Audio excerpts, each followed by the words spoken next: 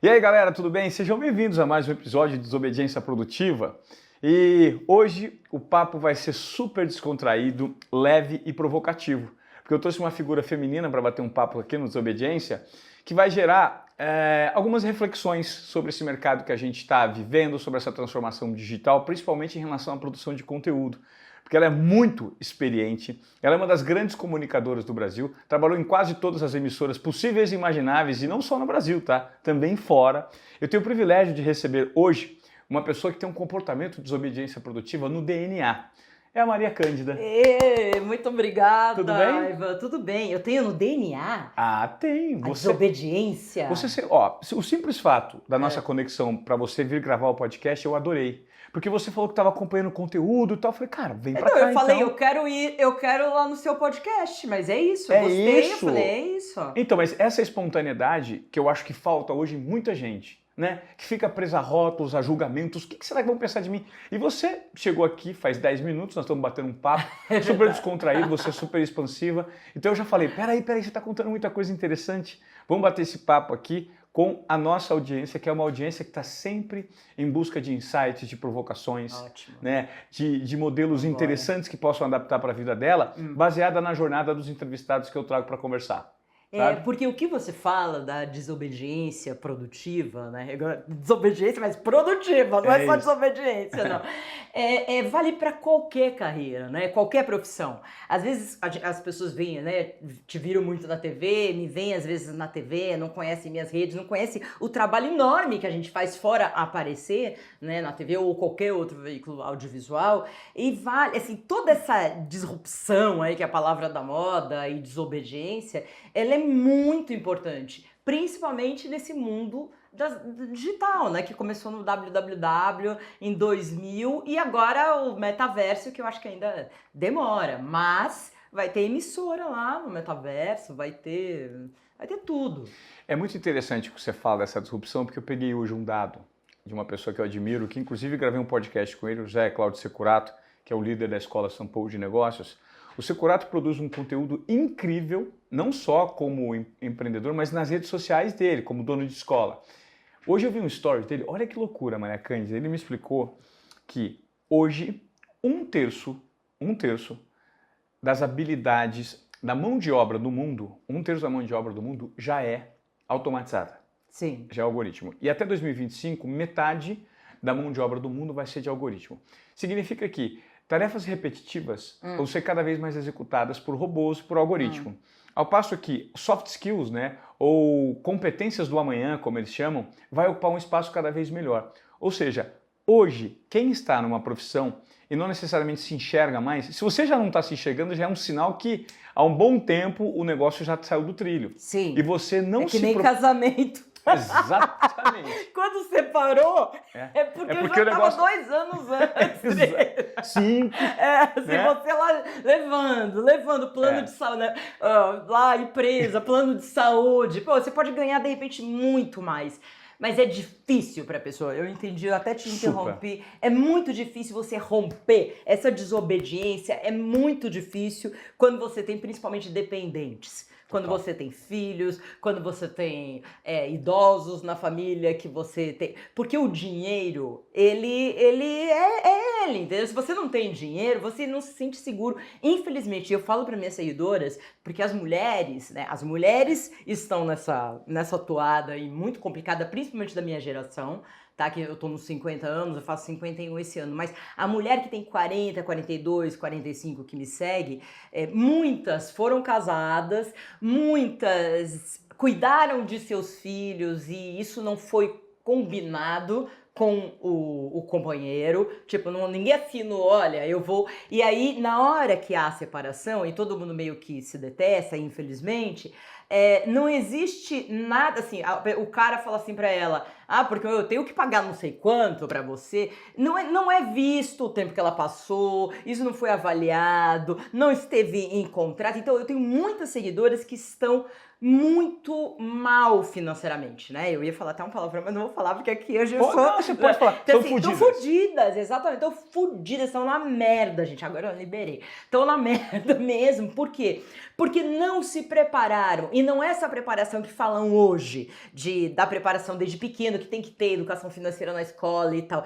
Mas é uma coisa que, assim, tem a ver com o machismo, tem a ver com a maternidade. Por que tantas mulheres você vê hoje já não querem ter filhos? Porque é muito difícil você ser mãe e você ser profissional também, e segurar Principalmente a na onda. sociedade que a gente vive. Ainda, né? Ainda.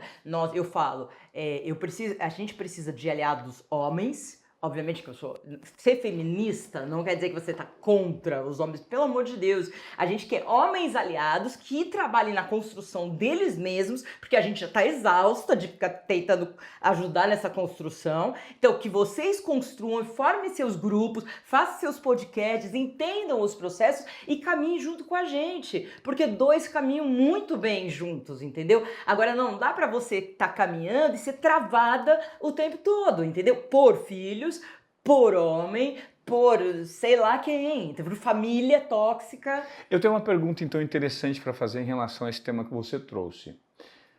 Concordo. O sistema está moldado para facilitar o fortalecimento da figura masculina e a figura feminina está sempre em segundo plano. Perfeito, 100%. Agora, e quando existe o fomento? Por exemplo, como que eu posso te dizer? As cotas, por exemplo? Não é questão de cotas, mas quando, por exemplo, numa relação de casal, existe o estímulo para que a mulher se empodere e ela não necessariamente quer tomar partido disso, e em muitos casos, eu quero trazer esse assunto aqui, que é a vitimização e a responsabilidade. Sim, né? Concordo. Da mesma maneira que existe algo que faz muito sentido, que a mulher tem que enfrentar vários obstáculos até conseguir os objetivos, que é muito mais curto para os homens, existe também muitas figuras que se aproveitam, femininas, do papel de vitimização. Sim. Eu sou vítima de uma situação e nunca fazem aquilo que deve ser feito diante da responsabilidade própria. Eu te falo isso porque isso foi um tema do meu casamento. Eu acho ótimo você falar isso, sabe por quê? Porque, obviamente, que eu tô ao lado das mulheres o tempo todo, só que existe uma fragilidade aí. Aí que tá. Muitas, infelizmente, vão achar que é mais fácil, assim.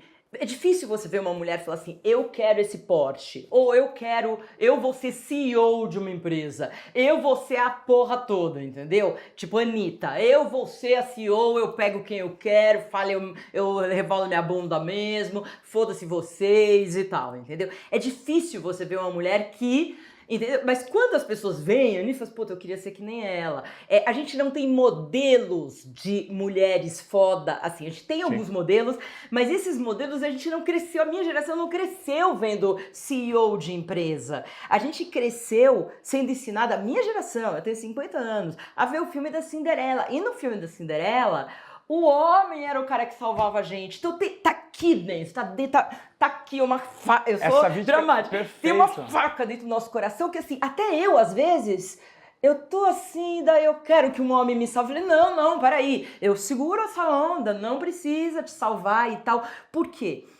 Porque não é na salvação que vai ter um relacionamento, né? Esse companheirismo. É na junção dos dois. Aí vai ser foda, porque daí você tem duas potências e não só uma. É muito que eu defendo que as pessoas se apropriem das suas próprias características, sejam elas positivas ou sejam elas negativas. Porque a partir do momento que você reconhece aquilo que de fato você é bom e você performa e aquilo que você não, você começa a lidar com isso e manejar. O grande problema que eu noto também é que nós vivemos numa sociedade estruturalmente engessada e que hoje o apontamento para o outro é muito mais fácil. Mas eu também fui arrebentada pelo meio, mas beleza. Mas a fulana me escolheu, o fulano me escolheu. Eu fui, machismo, ok, existe, mas eu vou em frente. Isso, porque você é uma figura feminina. Eu imagino aqui, olhando para a tua história, Maria Cândida, o quanto você poderia se colocar nesses 50 anos que você carrega consigo de experiência de vida em um papel de vítima e que você falou assim, opa, alto lá. Eu sou responsável por correr atrás naquilo que me compete. Inclusive tem uma frase muito interessante, eu estou estudando filosofia. Eu acho que casa com esse assunto, que é o seguinte. Filosofia. É uma frase de Epíteto, que ele diz que uma vez... Não conheço o Epíteto. Os grandes três filósofos, né, os professores da escola estoica de filosofia são Marco Aurélio, Epíteto e Sêneca. E Epíteto era um escravo. E ele diz, uma frase muito recorrente que é vinculada ao nome dele, é que como que você pensa e você escreve, você, enfim, se manifesta dessa forma, vendendo algo sendo que você é um escravo? E ele respondeu o seguinte: escravo é aquele que, naquilo que lhe compete, não faz nada. Então, pô, a responsabilidade diante de alguma situação que... Beleza, o Ivan é responsável por A, a Maria Cândido por B e o Matheus por C, o nosso filmmaker aqui. Então, eu tenho que fazer a minha parte. Então, aí começa o processo de extinção da culpa. Não tem culpados, existem responsáveis. E aí você tira a figura do papel de vítima, sabe? Sim, não, eu entendo totalmente. Assim, eu acho que a gente tem que equivaler aí, tem coisas que a gente tem que pagar para a sociedade e colocar mulheres, a desigualdade racial, você tem que colocar outros gêneros, LGBTQIA+, enfim, tem coisas que a gente tem que reorganizar, estamos reorganizando aos poucos, mas na marra. Se você pergunta para as empresas, você deve ter muito empresário que te vê aqui, vocês, raiz, aqui dentro do coração, vocês querem fazer essas mudanças? Não. É mais fácil, porque assim, eu já fui chamada quando eu tinha 20, 22 anos, eu tive que ter muita persistência na vida, porque falando assim, eu já ouvi isso, e eu já gravei vídeo, tem no meu YouTube, quando me chamavam, falavam assim, fica na sala aqui, Maria Cândida, pra embelezar, não precisa falar nada, você só fica aqui que deixa a sala mais bonita. E eu ficava, porque a gente não podia fazer nada, você entendeu? Não existia. Eu passei por coisas, assédios, milhões de coisas que não vem ao caso e que realmente já focou no passado, que a gente teve que suportar e ficar calada porque não existia opção. Ou você fazia daquele jeito, ou você não estava lá, simplesmente tchau, e acabou, entendeu? E a mulher sempre foi vista assim, né? Quantas vezes eu ouvi, estagiária tal, essa é feia, não, essa aqui é bonita, pá, entendeu? Principalmente no mercado TV, hein? Muito. O mercado... Gente, vocês muito. Olha, a gente tem uma série de experiência de TV. Eu já ouvi de amigas minhas, repórteres, que a promoção, a maior visibilidade estava condicionada a teste de sofá, sim, o tempo inteiro. E havia quem se dava bem pelo talento, que era muito mais difícil, e havia quem não estava bem pelo talento, que se submetia, porque fazia parte. E muitas pessoas, às vezes, tinham que se submeter, por conta da questão de oportunidade, é uma faca no pescoço. Então, eu não julgo, realmente não dá para julgar, né? Aliás, eu não julgo nada, porque a gente não sabe como você agiria em determinadas situações. Claro. As situações se apresentaram e se apresentam, e eu reagi e reajo de certa forma que a minha consciência diz. Mas talvez hoje, Ivan, eu tivesse aproveitado mais disso. Antes, teve muito trabalho. Hoje você vê mulheres que, inclusive, nossa, é super polêmica o que eu tô falando. É tipo a Anitta. Eu acho que ela falou, eu saí com um monte de cara de gravadora mesmo, senão eu não conseguiria nem ser ouvida. E daí? Se foi bom, melhor ainda, né? Enfim, eu não fiz. Não sei se hoje faria, se eu tivesse com 20, 25 anos, eu não sei. Eu acho que parece uma coisa imbecil, mas é analisar melhor o mercado e o que você quer, entendeu? Porque eu entrevistei Hollywood praticamente inteira. Eu morava em Beverly Hills, lá em Hollywood. Eu não morei oficialmente, mas eu ficava 15 dias, voltava 5 dias, 15 dias. Sempre foi assim, inclusive pro mercado gay, entendeu? Diretores, e o que começou a acontecer em TV também, Total. Quando as pessoas começaram a sair do armário e tal. Sim. Os meninos começaram a sofrer assédio, né? Então, assim, tem assédio de todos os níveis. Hoje, as pessoas têm um pouco têm medo, mas mesmo em grandes empresas, quando chega no compliance, não sei o que e tal, tentam segurar. Você não se sente totalmente seguro de ir lá e denunciar. Não. Né? Não. Outro dia, eu vou falar uma coisa aqui de boa, porque assim, é muito feio o que aconteceu. Eu mandei uma mensagem para uma pessoa de uma companhia aérea, que eu tô querendo fazer coisas fora pelo LinkedIn, né? Me apresentando, olha, será que eu posso me apresentar isso educadamente? Né? Hoje eu trabalho na Rede Globo, eu trabalho nas minhas redes sociais, eu tenho meu canal do YouTube, palestra, eu tenho uma gama de coisas aí que eu faço. Aí ele respondeu e falou assim, não, sim, Maria Cândida, obrigada, mas eu não tenho nenhum interesse, e, inclusive, eu não quero saber de nada dessa emissora. Eu falei, gente... Você não é emissora. Exatamente. E ele, na posição de uma pessoa de companhia aérea, eu nem vou falar porque não vem ao caso, mas assim, de uma companhia aérea grande, americana. Se eles sabem que esse cara fez isso, aí eu respondi, eu falei assim, olha, você foi muito mal educado, você está falando aqui... No LinkedIn a gente procura pessoas por causa profissionalmente. Eu não tô te procurando por causa do seu nome, eu nem sei quem é você, eu não conheço a sua história. São os valores da empresa que eu trabalho. Exatamente. E assim, não tem nada a ver. Eu falei, eu estou te oferecendo coisas nas minhas redes sociais e mesmo assim você teria que ter sido mais educado e ter tido mais respeito e não falar esse tipo de coisa, porque isso é muito feio. Aí ele respondeu, olha o livro. Aí ele respondeu assim pra mim, eu tenho o direito de falar o que eu quiser. Aí eu falei assim, mas você está falando pela companhia aérea X? Aí ele não respondeu mais. Você entendeu? Então, assim, é muito feio. E essa pessoa, ela não falaria na minha cara. Mas isso tá dentro de muitos homens brancos, você sabe, privilegiados. Sim, héteros, privilegiados. E nessa cadeia, e não é, feminazi, não sei o que, não é isso. É que assim, é só uma avaliação de dados. Nessa cadeia da mulher, a mulher branca, ela ainda tá muito acima da mulher preta, muito acima. A mulher preta, ela tem problemas de relacionamento, ela tem problema de invisibilidade, ela tem problema de pobreza, ela tem problema de oportunidade educacional, tem problema de nutrição, tem problema de uma porrada de coisas, entendeu? Então, quando você vê um preto apresentando um jornal, por exemplo, fala, meu, que maravilha. Isso é fruto da desobediência, do impulso da sociedade em cima das empresas. Porque se não fosse, não aconteceria. E esse movimento, ele está sendo feito de uma maneira, agora, muito contundente. Porque no primeiro, se não tiver esse impacto, essa consistência, essa contundência, ele não gera reverberação. Você concorda? Sim. Porque é uma correção que precisa para ontem e que está acontecendo de um modelo de negócio, de um modelo de estrutura, de valores da sociedade que são muito equivocados há muito tempo. Sim. Então, existem aqueles que se queixam, pô, mas eu fiz uma piada. Sim, você fez a piada, você vai ter que pagar o preço porque você tem que se enquadrar no modelo em que a sociedade hoje enxerga esse tipo de comportamento. Por quê? Só que aí você tem que ter um entendimento um pouco antropológico da sociedade para entender, poxa, está acontecendo assim, então eu tenho que ter cautela em triplo, quádruplo, porque é a correção de um processo. E essa correção começou agora. E ela tem a diminuir conforme a sociedade vai se adequando. Conforme a adequação vai existindo, a tendência é menor. É a mesma as piadas coisa vão da relação do homem e mulher. Perfeito.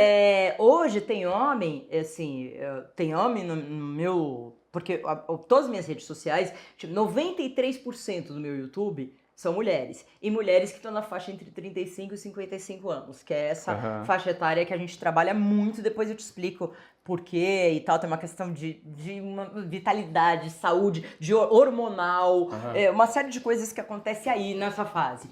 Bom, essas mulheres, quando eu falo e entro no Instagram, olha, os homens aliados são bem-vindos, os machistas, por favor, vá embora. E às vezes tem uns engraçadinhos aí, eles têm, às vezes ele tem vergonha, né? Mas eu já ouvi muitas vezes, até pessoas que estavam querendo dar em cima de mim, né? Amigos de passado assim, nossa, mas quando você falava de cinema era tão mais gostoso, né? Agora você fala dessas coisas, você está muito feminista, entendeu? Então assim... eu entendo que essa pessoa não entende, primeiro, o que é feminismo, segundo, que, assim, uma pessoa que dificilmente eu vou me relacionar, porque vai ser impossível em um momento da vida, porque são valores diferentes, estruturas muito diferentes, e não existe a vontade da desobediência produtiva. A desobediência produtiva, que você fala, é romper toda hora, porque a gente está num mundo muito, que assim, o mundo está explodindo, explodindo de guerra, explodindo de Covid, explodindo de meio ambiente, explodindo aqui nos países pobres economia, guerras entre China e Estados Unidos, que isso vai centro do mundo indo para lá, enfim, a Europa em decadência, assim, não é decadência agora, mas a gente tem uma certa decadência. A Rússia agora, né, e vai lá, eles matam, eles fake news, assim, é o Blade Runner, é o caos isso aqui, né? Viver não é para amador. Não é, é muito difícil. Então, se você quiser trabalhar do lado do bem ou do lado da produção, eu acho que efetiva e da onde o mundo está caminhando, até por benefício próprio, porque você sabe que o mundo vai para aí, eu acho que você tem que romper. Você tem que tentar romper, porque assim, eu falo para minhas seguidoras, você tá infeliz no trabalho, você tá não sei o quê, não vai pedir demissão hoje, porque você precisa de dinheiro, mas vai entendendo os processos, o que você pode fazer paralelo, o que você gosta, como que você imagina. O último vídeo que eu coloquei no canal é a sua linha do tempo, né? É mais ou menos isso aqui, tem aqui, né? A linha do tempo que você faz e que se você não põe numa lousa e fica 15 dias olhando, ou um mês olhando, ou uma semana olhando, não cai na sua cabeça, putz, olha aqui, você fiz isso, não foi legal. Olha o padrão que eu fiz ano X, ano Y, vamos dizer. E olha isso aqui que eu fiz, deu certo. Enfim, você tem que cruzar os dados. Eu falo no vídeo, eu falo assim, seja detetive da sua vida. Pum, põe um óculos, uma lupa, seja detetive da sua vida e faça a avaliação da linha do tempo. Aonde foram os pontos que você falou, putz, aqui eu fui muito feliz. Ou isso aqui eu gostei muito, isso aqui valeu a pena, isso aqui eu tenho uma puta habilidade, isso aqui eu não tenho... Tipo assim, eu adoro cantar, amo cantar.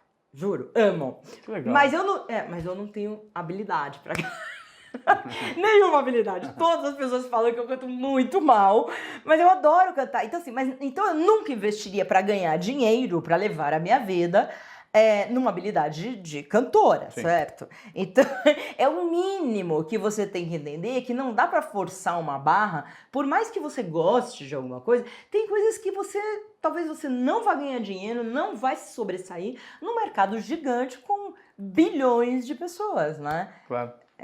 E é muito doido que hoje, quando eu vejo você se posicionar dessa forma, o que me chama muita atenção é o entendimento que você teve e que demorou. Depois eu quero fazer essa pergunta para você, quando é que você conseguiu se apropriar da sua personalidade como produtora de conteúdo? Porque, querendo ou não, hoje, como a gente conversou previamente, grandes conglomerados de mídia, no formato antigo, a gente chama antigo, que estão passando por um processo de transformação, eles não trabalham na construção individual da carreira. São raros aqueles que, vamos construir a carreira dessa figura.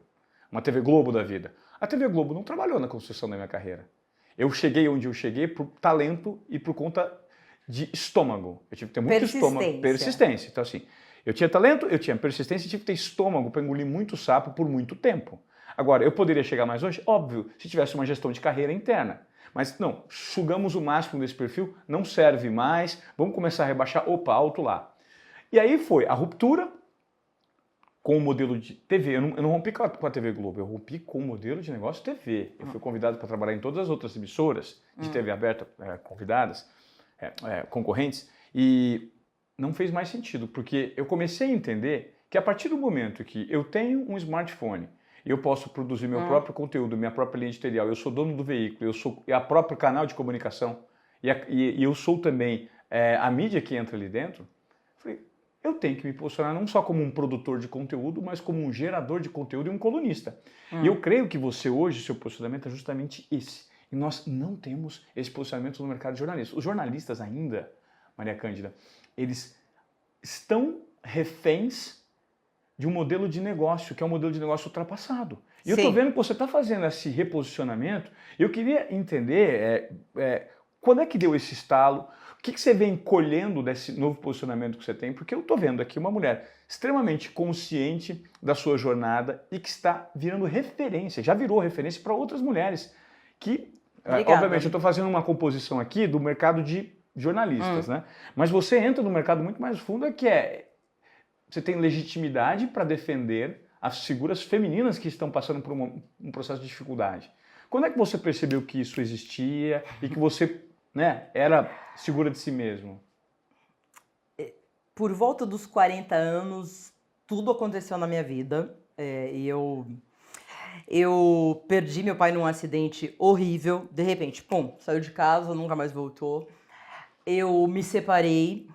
Eu pedi demissão da Record, que eu tinha um programa à tarde, e eu achei que não fazia mais sentido. Eu tinha tido uma crise de pânico, justamente porque eu estava muito infeliz. Comecei a tomar remédio e tudo isso, e tinha acabado de chegar de uma viagem de um programa que eu produzi na Record, que se chamava 12 Mulheres. Neste programa eram 12 episódios, foi ao ar em 2009. Eu viajei por 4 meses, deixei minha filha com meu ex-marido, que foi um aliado meu, foi um aliado homem que, se eu não tivesse o Oscar, meu ex-marido, nunca, tanto que nós somos amigos e tal, nunca teria conseguido. Ela tinha 5 anos, eu fiquei 4 meses fora, viajando por 12 países e entrevistando mulheres. 12 mulheres em cada país, 12 por 12. Foram 144 entrevistas em 2009. Depois disso, tudo aconteceu, tudo ruiu. Eu tentei ser uma produtora independente, não consegui. E eu vou contar um pouco mais essa história, resumidamente, porque senão eu fico 1 hora contando essa história.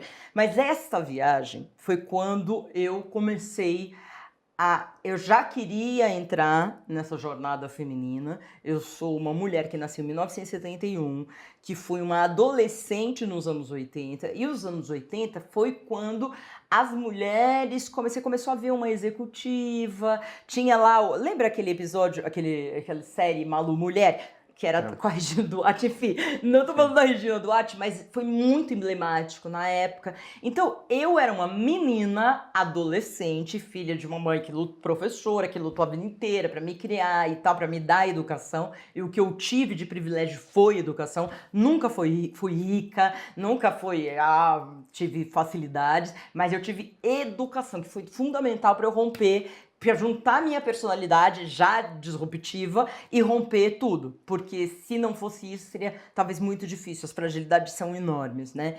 Bom, então, voltando no negócio da minha mãe, não sei o que e tal, que eu tava falando, que eu cheguei às 12 mulheres, né? As 144 mulheres.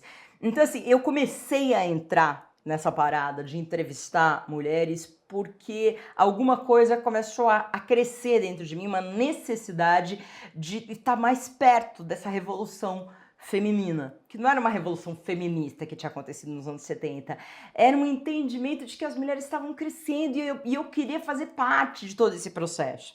Certo? Aí eu fui fazer jornalismo, justamente porque eu queria ver a história de perto, né? Eu sempre quis ver as coisas e eu não poderia ver nada se eu não tivesse uma profissão que me facilitasse tudo isso. Então, justamente por isso eu escolhi o jornalismo, a comunicação, e ainda bem que eu fui para o caminho certo, porque realmente eu não poderia ter feito outra coisa, né? Quando eu tive minha crise de pânico, em 2009, que eu nem sabia o que era crise de pânico, eu dirigindo para Record, indo pro meu camarim, era 1h30 da tarde, 2 da tarde, 3 horas começava o programa. Eu comecei a me sentir meio mole, olhava, não sei, começou meio tonta e tudo. Eu fui andando pro meu camarim, eu comecei a ficar tonta, tanto que eu caí. Em 2009, eu caí no meu camarim, pum. Eu fui rastejando até um telefone fixo, que naquela época ainda tinha telefone fixo, pus o ramal lá, chamei a minha produtora, eu falo pra ela isso até hoje, que hoje ela é assistente de direção lá na Record. Falei, Aline, pelo amor de Deus, eu tô morrendo. Aí veio minha diretora, veio um monte de gente me abanar, me puseram no sofá e eu falava, vou morrer, porque a crise de pânico, você pensa que você vai morrer. Eu vou morrer, e saí de lá, direto pra psiquiatra. Eu nunca tinha me consultado com psiquiatra, meu ex-marido foi lá me pegar. Fui assim, meio caída, ninguém nunca percebeu. E entrou minha grande amiga, que é a Cris Flores, que começou a me substituir. Porque eu pirei, acabou pra mim, assim. Porque eu deixei esse processo de... E muitas pessoas, é o que a gente tá vendo hoje do processo de saúde mental. Das pessoas que elas não aguentam mais, mas elas não têm coragem. Na época eu ganhava muito bem, porque eu comecei a ganhar merchandising, não sei o que e tal. Então eu não tinha coragem de falar, não vou fazer isso. Não rola mais, Exatamente. Eu fui pra psiquiatra Doente, né? doente. Só que depois um diretor da Record, que hoje é falecido, me falou que as pessoas tiveram muito medo do que aconteceu comigo lá dentro. Tiveram medo, porque nunca aconteceu um negócio desse. De alguém cair, começa a falar que vai morrer e não sei o que e tal. E ninguém falava em saúde mental, em depressão e nada disso. Então eu comecei a ser tratada.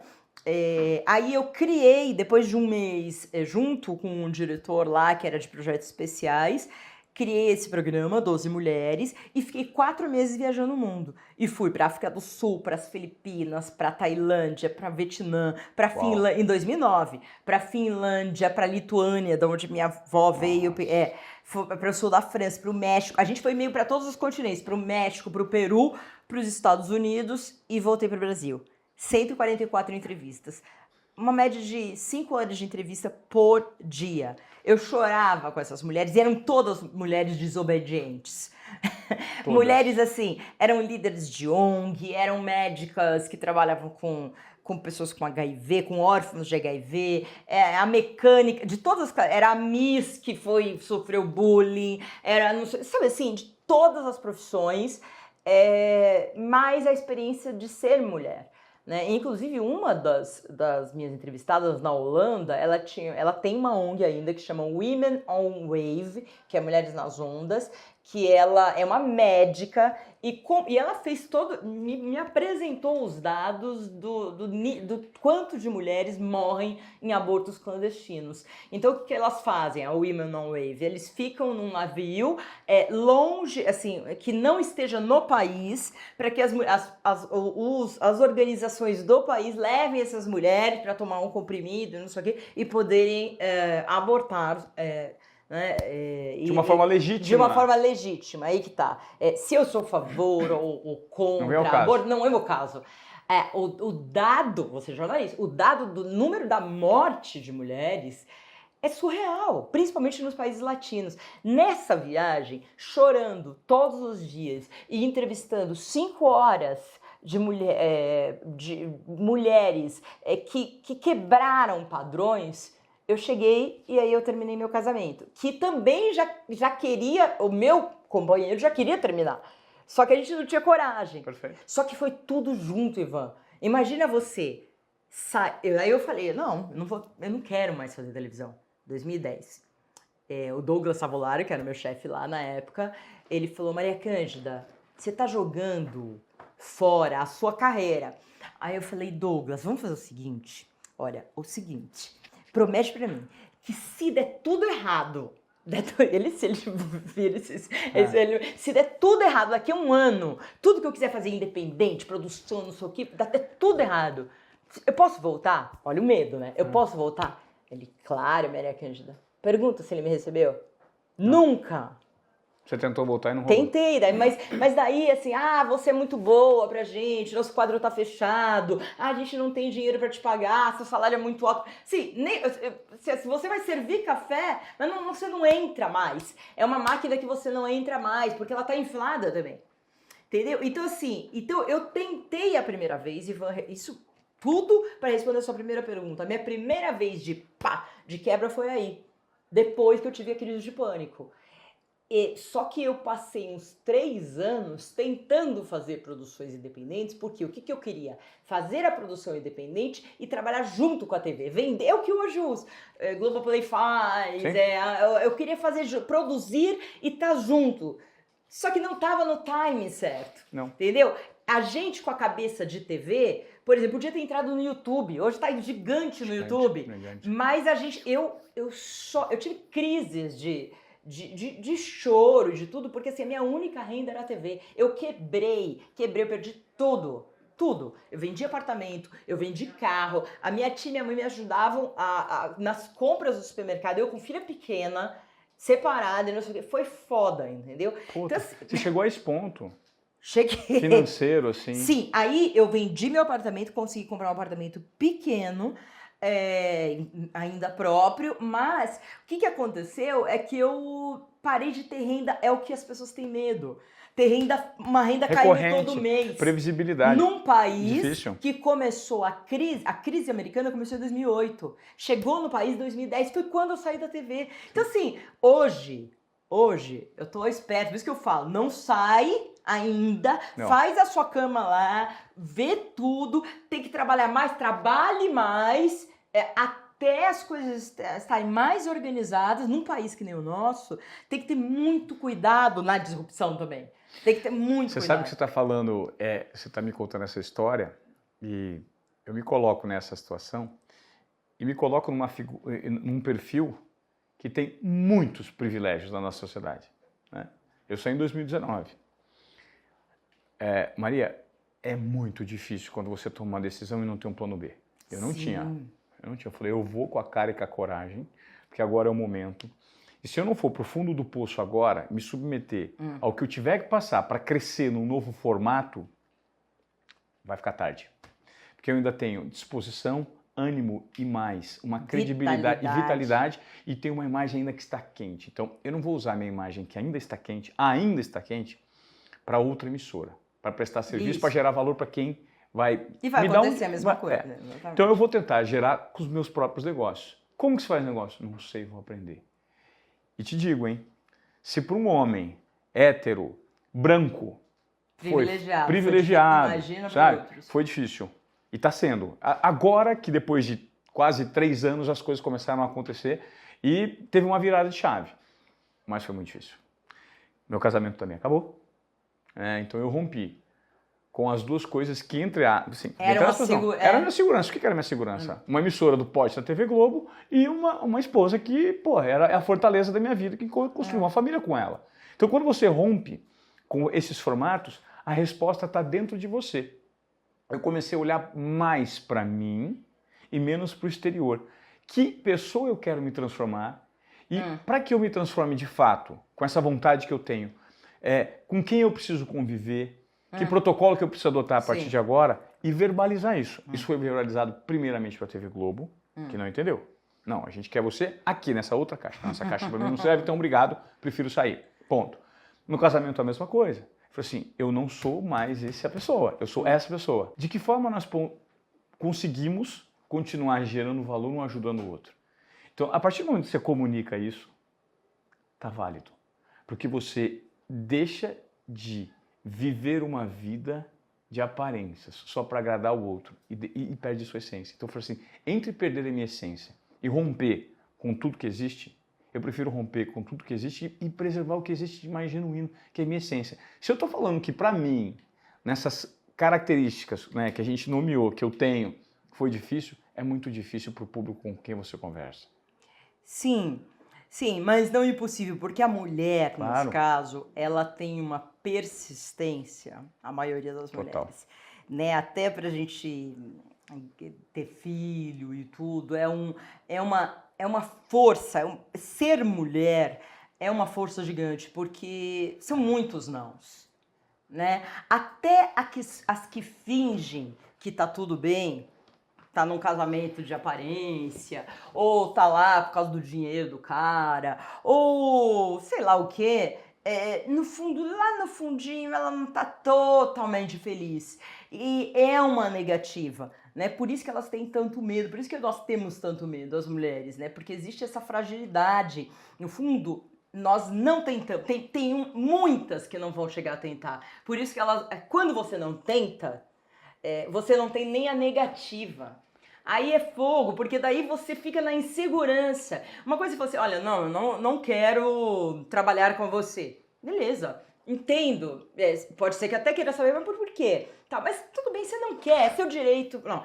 Agora, eu nem tentar chegar em você, aí é brincadeira, aí é muito difícil. Perfeito, é exatamente. E aí dar o primeiro passo. Nessa, entendeu? E várias pessoas vão morrer aí.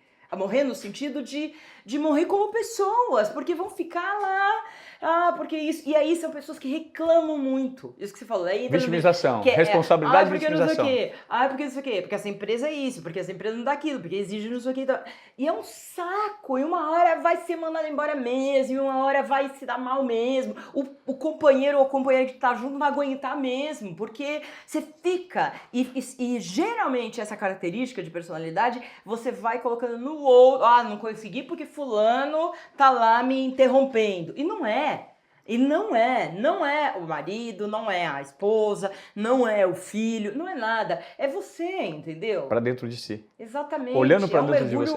Assim, Agora vamos lá, a gente tá falando com pessoas aqui que não tiveram, não caíram em tudo isso, não fizeram porque a vida tá lá, tá tranquila entre aspas, mas tá lá.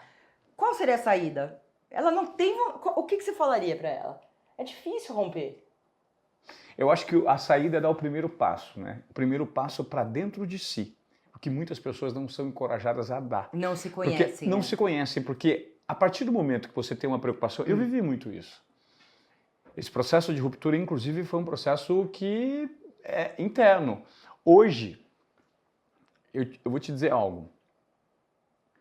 Eu não tenho nenhum amigo. Eu não tenho um amigo. Não é possível! Eu não tenho um amigo. Amigo de verdade. Eu não tô falando que eu não tenho amigos. Só a Giovana. Não. A Giovana, então. A Giovana é minha amiga e minha sócia. Mas assim, quando eu falo que eu não tenho um amigo, eu não tenho uma pessoa que eu vou ligar hoje e falar assim, vamos tomar uma cerveja? É óbvio que eu conheço muita gente, quero bem muita gente me quer bem.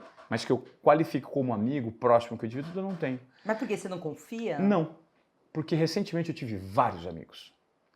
E eu sou um cara que faz amizade fácil. E se eu quiser fazer amizade, eu vou fazer. Só que eu estou num momento em que eu preciso necessariamente não ser validado pelo ambiente que eu vivo, mas ser validado por mim mesmo, para que essa validação comigo independa dos ambientes que eu vou conviver. Faz sentido? Faz. É a cura. É a autocura. Sim. Né? Isso a gente fala muito com mulheres sobre relacionamento. Primeiro você precisa se curar, né, de uma série de coisas para depois você se abrir para o outro, né? Às vezes a gente acha que ter um outro, né, a mulher principalmente, né, seria maravilhoso, porque não sei, entendeu? É que falta essa cura, esse olhar. No fundo, terapia tinha que ser desde bebê tinha que fazer terapia, porque Total. A terapia ela ajuda muito nesse processo. Sim. Mas não são todas as pessoas que têm acesso à terapia. E isso é muito ruim. E geralmente as pessoas que estão na periferia, é difícil. Né? Hoje até tem no SUS algumas coisas de terapia, tem umas coisas que as pessoas nem conhecem. A gente fala no bem-estar algumas coisas e é muito importante, mas aí a vida vai te jogando, a gente fica muito distraído. Eu não sei se você tem essa percepção. Às vezes eu me vejo distraída e falo, para. Aí eu ouço uma meditação que eu sempre ouço e tal, e aí eu paro 15 minutos e parece que eu vou voltando, sabe? Quando começa a embolar tudo, que eu começo misturar tudo, e mulher mistura, né, a cabeça, o Fernando, que é meu sócio, ele fala, não sai tanto do roteiro, porque assim, eu faço um roteiro, aí eu faço um monte de perguntas, daí eu... Vai pra outro lugar. Então quando a gente tem uma apresentação, ele falou, não sai tanto do roteiro porque você me quebra as pernas. Ele falou assim, eu sou homem, eu sei que eu tenho que... Mas minha cabeça não funciona assim. E aí eu fico lembrando, às vezes, quando eu falava com meu ex-marido, que a gente fala um monte de coisa pra vocês... Os homens vão dar risada.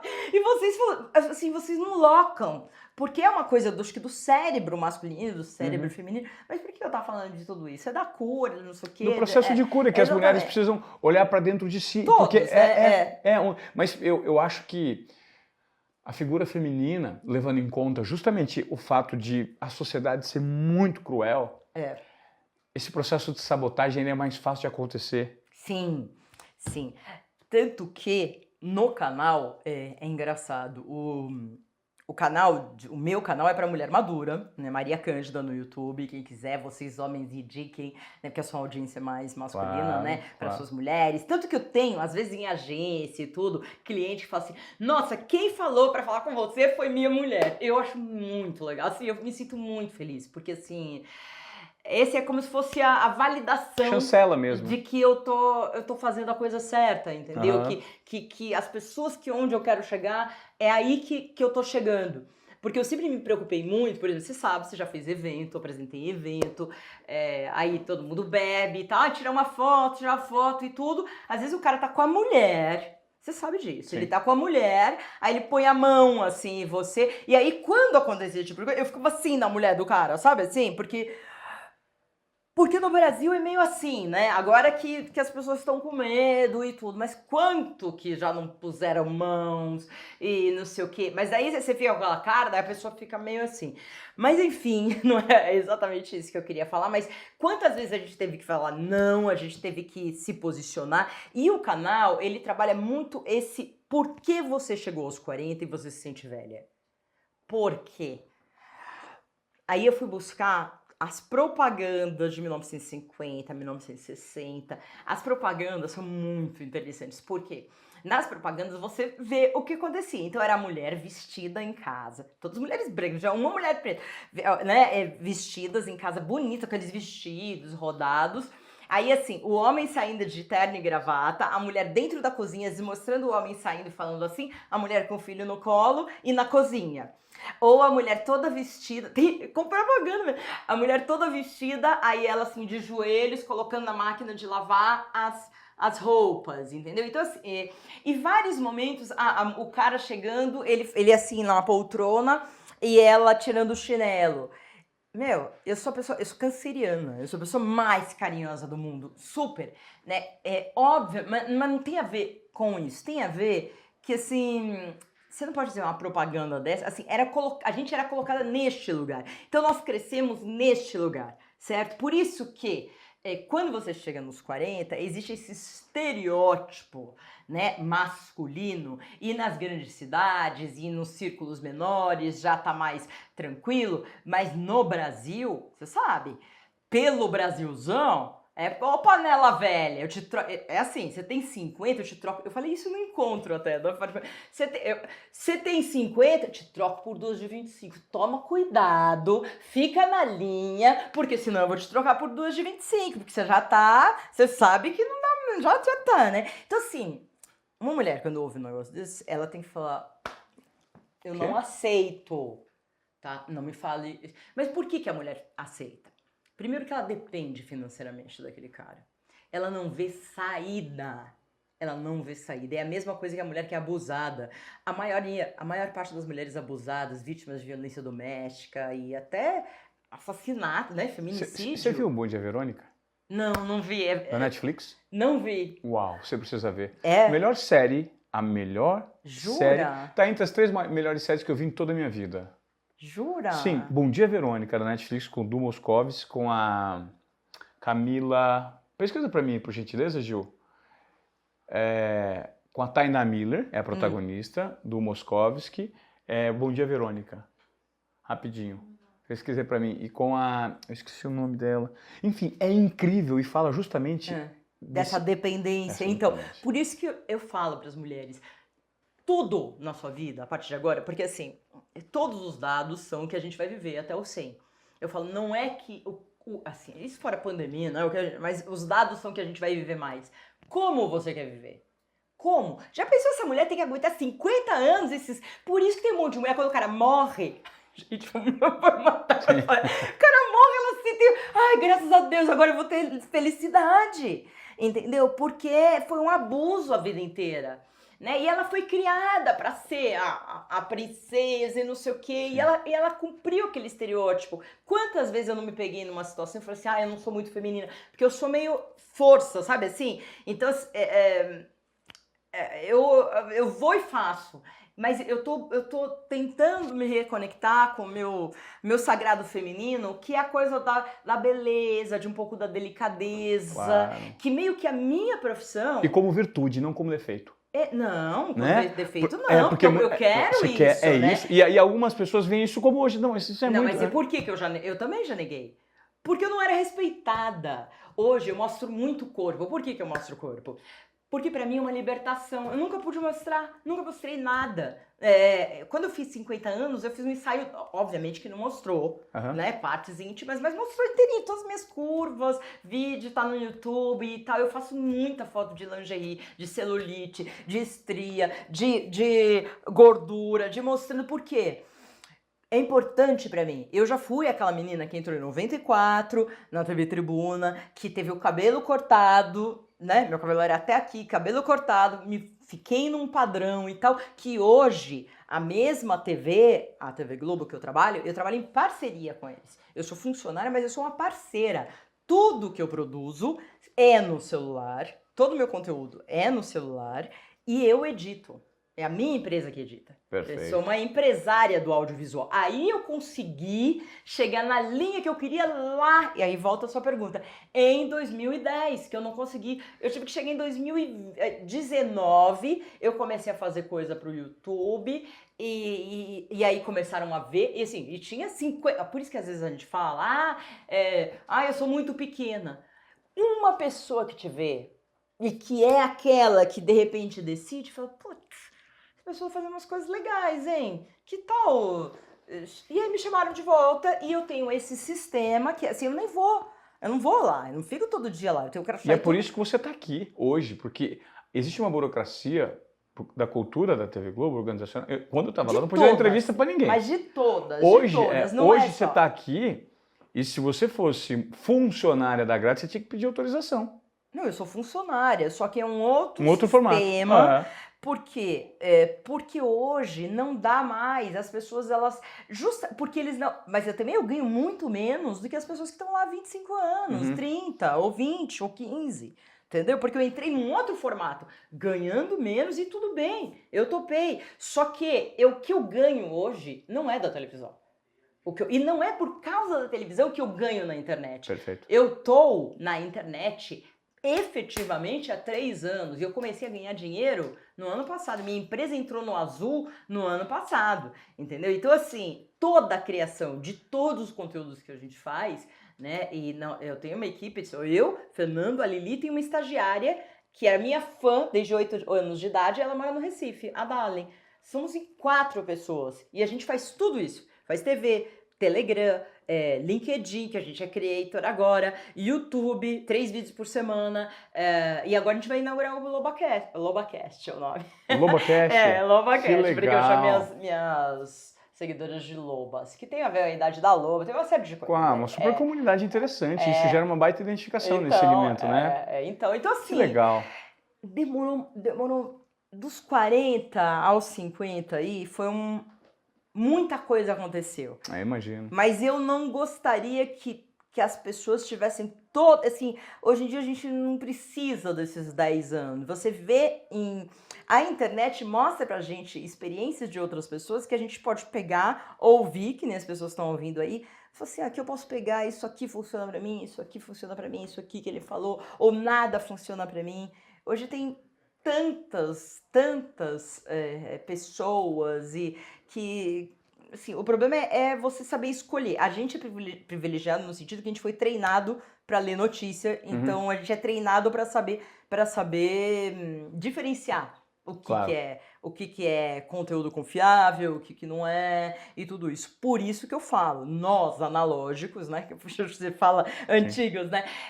Nós analógicos, nasci analógica e vivo no digital, somos pessoas que temos muitas habilidades nesse mundo. A gente só não é rápido o quanto as pessoas mais novas são, mas não é uma competição. Não. E isso se chama intergeração. É você pegar a Giovana que tem 23, o Fernando que tem 30, o outro que tem 70. Uma vez eu falei isso na Record, em 1900 e muito tempo atrás, acho que em 2005, eu falei, gente, pro diretor artístico, eu falei, por que vocês não pegam, fazem fora da Record? Não gasta dinheiro em comprar formato de fora. Você junta pessoas assim, de todas as idades, uma pessoa de 10, outra de 15, outra uma mulher, homem, não sei o que, gay, todos os tipos, assim, 10, 15 pessoas numa sala e faz brainstorms, entendeu? Para criar coisas. Eu tenho certeza que vai sair 5 reality shows maravilhosos, incríveis. Pergunta se fizeram. Nunca fizeram. Pergunta quanto gastam. Gasto deles falam, não, é porque já é testado. Enfim, eu entendo esse negócio de testado, mas tudo que é orgânico, esses podcasts, esses meninos Flow, o Flow porque deu aquele todo problema, mas todos eles começaram no zero, na garagem de casa. Todos esses meninos são da Zona Leste, não sei o que, tudo. Enfim, são pessoas que nunca foram vistas em uma televisão. E eles entram em live, tem 20 mil pessoas. Entra um fulano da televisão. Você já viu as pessoas da televisão entrando em live? É péssimo. Não tem nada. Não tem audiência, não tem tração nenhuma. Tem 2 mil pessoas, 3 mil pessoas. É muito pouco. Eu já fiz live para 40 pessoas quando eu saí. Eu faço live 38, também para 39. 30. Mas isso independe. Eu falei, cara, a partir do momento que a gente é aprendiz nesse novo modelo de negócios, claro, vamos nos propor um passo a passo. Sim. A dar o primeiro, o segundo, o terceiro, né? Então, mas muita gente que não tem a visibilidade, não tem uma carreira que teve visibilidade, assim, de TV, essas coisas mais conhecidas, né? Que é que nem ator. Você acaba sendo, faz parte da carreira de ator, né? As pessoas acham que, eu não sou conhecida, eu nunca vou ter uma chance. E eu falo, não, pelo amor de Deus, não. Você tem, porque assim, esses formatos, os mais orgânicos, são os que supostamente tendem a dar mais certo. E o que as empresas hoje estão olhando. Para essas pessoas, porque essas pessoas, elas não mentem, supostamente, elas não maquiam coisas. São originais, autênticas, exatamente, autenticidade. Elas vivem aquilo, e elas estão fazendo aquilo porque elas gostam. Sim. Né? E o que acontece depois que você fica em empresas grandes e tal, é que você passa... É que nem casamento, você tem que revisar toda hora. Tem que revisar toda hora. Entendeu? Você se deixa levar, você perde sua genuinidade. Você fica distraído, é a palavra que eu uso. Distração. Você fica distraída na vida. E não pode. Não pode. Não pode mais. Não. O mundo é muito rápido, as coisas muito rápidas, a informação é muito rápida. Não dá, entendeu? Vai ser difícil. Não vai dar certo a longo prazo, nem a médio prazo. Não. E você vai morrer na praia. Então, se aproprie das suas habilidades, mas principalmente das suas características, não só habilidades, né? Sejam elas positivas e negativas. Reconheça isso para si mesmo e, a partir disso, dessa equação que você monta, tente ter um comportamento de desobediência produtiva em que você possa ouvir a sua intuição, em que você olha para algumas situações e tenta enxergar o que existe por trás daquele olhar, né? Sim. Se aproprie da tua confiança. Confiança é direcionada e construída por meio de derrotas. As pessoas pensam que quanto mais você ganha, mais você vence, mais confiante você fica. Só que quando você perde e tem a vontade e a força para levantar dessa derrota e perde de novo, e levanta e perde de novo e perde de novo, tem uma frase que eu queria ter colocado na fala que você deu, que principalmente para o seu público, que você falou que muitas não dão certo porque sequer se propõem a tentar. E tem uma frase no empreendedorismo que faz muito sentido, vários entrevistados já trouxeram aqui. O mundo do empreendedorismo, quando você quer se apropriar das suas habilidades, das suas paixões e tentar fazer dar certo, é uma briga de 12 assaltos. E nesses 12 assaltos, se você chegar até o 12º, você tem grandes, mas grandes chances de vencer por pontos. Ou até um nocaute. O problema é que quando você está no 3º, no 4º, no 5º, no máximo no 6º assalto, você joga a toalha e desiste. Fala assim, eu já estou com a cara arrebentada. Não é para mim. Não, persista. Primeiro, dê o primeiro passo. E depois, sem pressa e sem pausa. Consistência.